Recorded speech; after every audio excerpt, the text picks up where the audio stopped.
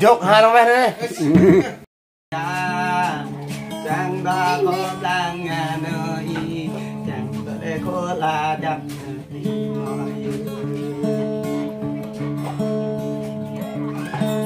bắp bè nơi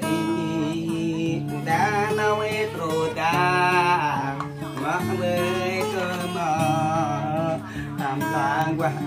cầm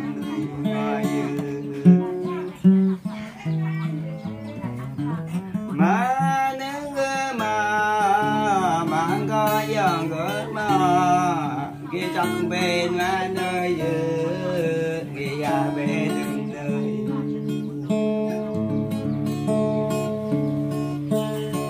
ba cho nơi chẳng để đói chẳng mơ mà có dòng gỡ mà